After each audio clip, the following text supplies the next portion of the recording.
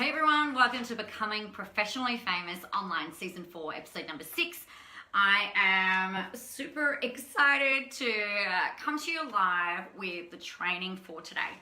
So I think what's really interesting is that there's a whole bunch of different ways that we can convert people, right? So if we think about it, we've got our pipelines being built, we've got, hey Ainsley, hey Helen, we've got our pipeline being built, we've got our lead generation happening, we've got all of this stuff going on. Hey Maxine, welcome to Tuesday. And there's a lot of different ways that we can then convert. Hey Mike. So the way that I kind of look at it is this. We've got one of three options. We can look at converting our people, our inquiries, our pipeline, the people that we're talking to. We can look at trying to convert them online via a sales page. We could, thank you, we could look at hopping on the phone and doing a sales call. And that has its own set of conversions, as does the online conversions. Or we could look at doing proposals and sending stuff out and having that whole back and forth thing going. So what I thought that I would share with you guys today is the things that I have learned over the last 8 years and the different options that I've tested and kind of what the conversions have shown. And therefore, depending on what services you're offering and who you're talking to, what it is that you could do to help improve those. Sound okay, everyone? Let me know that sounds okay. Cool beans. All right. So the first thing that probably a lot of people that I talk to, hey Casey, what a lot of people say to me is like, oh, I don't want to get on the phone with anyone. I don't want to talk to anybody. I just kind of want this to happen. I just want this to happen. And I think one of the big things that people kind of think about, or is that it's going to be so much easier trying to convert online. Now, that's not actually true. I haven't found that to be true. So what you're looking at, if you're putting out a sales page and you're asking people to buy something from a sales page, then you can expect your conversions to be somewhere between maybe 1% and 3%. What that means is that you have to have 100 people looking at that sales page, reading the sales page, kind of interacting with that sales page in order to convert one person. Now that's if you're a really great copywriter. If you're a really, really amazing copywriter, you get 100 eyeballs on that online sales page. That might be a workshop, it might be, hey, buy my book, it might be buy my $47 course, it might be a $7 thing, it doesn't really matter the dollar value, but the conversions that you're looking at from an online sales page is around 1%. 3% if you are a freaking copywriting gun. Now, we may need to change locations if my phone decides to go flat, which is a bit awkward. So that's the online conversion process. Now, where that process can be better / improved is if you are sending warm traffic. So people who already know you, people who like you, people who trust you. Hey Karen, people who have maybe been on your email database, who have been engaged, who have been watching you for a while, however it is that you find these people. Now, if you're sending a warm group of people to a sales page, then you would imagine that sales page conversion is going to be a lot higher than 1%.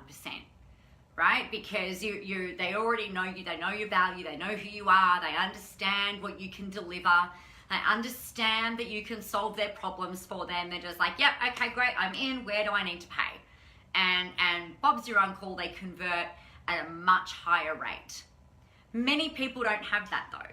You know, many people haven't been building relationships with people online or building relationships with people through their email lists. And so they kind of like, they go out and they put out an offer and then it doesn't convert.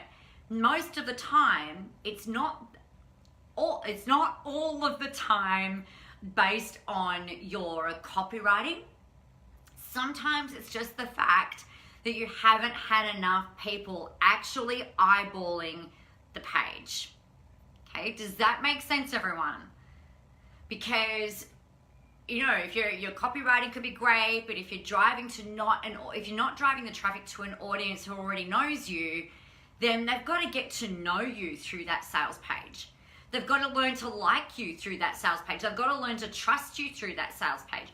So it can be really challenging to try and build that know you, like you, trust you piece in sales page copy, particularly if you're making it quite short, which most of us try to do because we don't want to bore people. And let's face it, who wants to write really long copy sales pages? Not me. So that's the risk that you run if you're trying to get conversions online, if you're trying to get new clients, solely pushing them through to a sales page or a registration page and trying to sell something through that.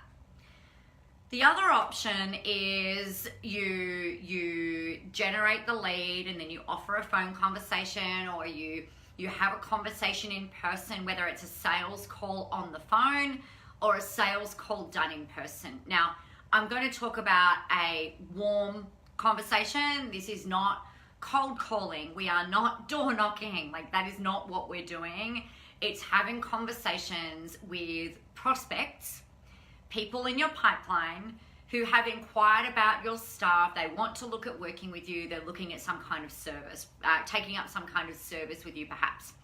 So in that sales conversation, again, done in person or on the phone or on Skype, depending on what you're doing and how you're doing it, you should be able to convert those people at, say, you know, between 40 and 50%. That would be a really, really excellent conversion rate. So if you think about it, if we can get on the phone with 10 people and you know that you're going to get 4 new clients out of that, you know, rather than spending 3 weeks building out a really long form sales page, you can spend, let's say 10 hours. If you're talking to 10 people, you could spend 10 hours on the phone with them and look at converting it and getting 4 sales, right? So your conversion rate goes up dramatically. Now, my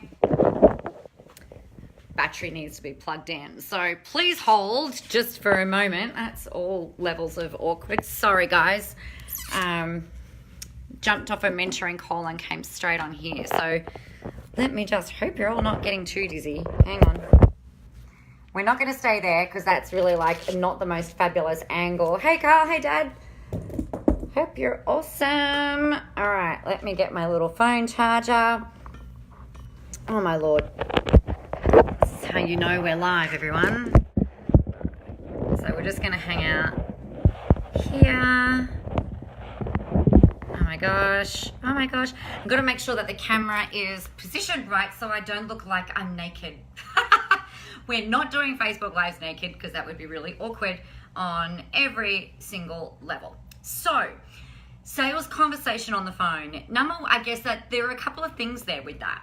When you're talking to people on the phone, it means that you need to generate less leads, right? You don't need to generate a huge pipeline in order to hop on the phone and have a conversation with someone, in order for you to be able to make sales. So your marketing budget is actually, Ainsley, there's a way to get sales, naked lives. Well, that would have to be pay-per-view, I think. Let's not go there. So it means that you don't have to spend as much money on marketing. It means that you don't have to spend as much money on lead generation. Yeah, because your conversion rates are so much higher. So instead of being 1%, you're at 40%. You know, you're 40% or 39% better off hopping on the phone and picking up the phone. Now, I've done this for years. I've built teams of people to do this. I've trained people in how to do this. And it is often one of the most effective ways particularly if you're dealing with a SME market, if you're doing business to business, and it works really well also for business to consumer. Okay, so businesses that are doing perhaps like 20 million or less A phone call is often a really great way of working through, if you're a business to business service, great way of converting those sales. Doing it in person or on the phone. The next option, of course, as I was mentioning, is around proposals. Now, I think that there are very few instances where submitting a proposal is the best option. I'd be strongly encouraging you to pick up the phone. Where a proposal works well is if you're working with a company that's doing maybe 20 million or more, that's where a written proposal can be really helpful but you do a phone call first. So I would do it in a 2-step process. So the online conversion process is they see something, they click on a link, and they go and view all of your really long copy in order for you to be able to make a sale. The second part is picking up the phone and talking to them, which is essentially a 1-step process. Because throughout that sales conversation, you'll find out what their problems are, what they're not getting, what they think they need fixed. And if you can help them with that, then you'll make an offer on the phone. You'll find out what their goals are, their dreams, their desires, their outcomes that they need. And you will tailor what you're talking about, the offer that you make on that phone call, to those 2 things, making sure that you can bridge that gap, right? So that's a 1-step process. At the end of the call or towards the end of the call, you'll ask them to make a decision. Is this something that you would like my help with, or would you not like my help with this? It's like a yes or a no conversation. The proposal is more of it's almost like a hybrid. It's like kind of like a 2-step, sometimes a 3-step process. So I recommend you're hopping on the phone or having a coffee meeting with them. Find out the same thing. Find out where they're at, what their problems are, what they feel like is missing, and then find out what they need, what they want, what they think they want, what are the outcomes, and then you'll go and submit a proposal. In that proposal, you want to add in there what problems you're going to solve, what the outcomes are going to be as part of that process. Offer them, talk about pricing in there. You can give them the choice of perhaps 2 options, and then of these 2 options, maybe 2 payment options, one being maybe a monthly thing or an upfront option. That might attract a bit of a lower rate, or maybe you add value if they decide to pay up front. Now, that really works well for kind of more corporate businesses, because they often will take that proposal and then they will go and talk to the finance department, or they'll go and talk to their partners, or they'll go talk to the board of directors, or they'll go talk to their marketing team, or they'll go talk to whoever else it is that needs to make a decision as part of that process. They'll take that proposal and make sure that it matches everything that they need.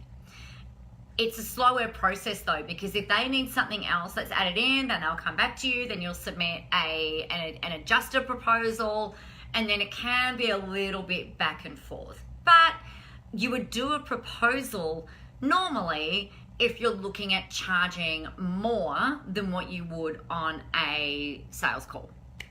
I hope that makes sense. So one of the things that I'd be recommending that you do is take a look at what is going to be the most efficient and the most effective way of you converting the leads and inquiries that you have coming through. Is the most efficient way putting them into a sales page? If you have got 100,000 followers on your social media accounts, if you have got 40, 50,000 people in your email list, then you may well choose to go through and put them directly into a sales page. If you are making an offer to your existing group of people, either existing clients or people that you've been building strong relationships with, then perhaps a sales page is an interesting way to go. I found this option to be effective when I make offers to existing clients, or when I've been in a room with people and I've spoken about what I'm offering, And then I'm like, you know what? If you want to go and sign up, then go over here. Go to that page, go sign up. At that point, the conversions go really well. But when I've tested doing ads straight to sales page, guys, like you've got to spend so much money on traffic in order to get the conversions. It can just be really, it can feel a little like pushing stuff uphill, and it can be a little bit demoralizing when you're looking at all of these people who are clicking the link and they're going to the page and it's not converting yet. It's like, oh man, you've got to get a lot of eyeballs on there. So just be mindful. Is a sales conversation on the phone or in person going to be the most efficient and effective way for you to be able to convert? For most people, for most businesses, for most coaches, for most consultants, for most trainers, for most authors, for the most people who are offering some kind of service, like their time, their IP, that type of piece, getting on the phone is usually, or getting in person is usually the easiest way and the most effective way for you to be able to convert. Or do you want to follow the proposal track? So the sales, the sales call conversion, you're looking at around 40 to 50%, provided that the leads are qualified. Yeah. Then you've got the proposals, and I've probably had 80% of proposals provided. 80% of those have converted, but it's a little bit back and forth. Yeah, you get the back and forth. Oh yeah, I also need this. Okay, great. I'll put that in and adjust the proposal. Oh, can you do this in that for that? Yep, that's fine. And you just amend the contract. So it's a little bit more back and forth. The sales calls is really the most effective way, the way that I've seen it. So remembering that we've got to find out what their problems are in all scenarios, find out what their problems are, find out what it is that they want, and demonstrate that you're the person to bridge that gap for them so that they can just kind of like walk over it and get that outcome that you're promising. All right.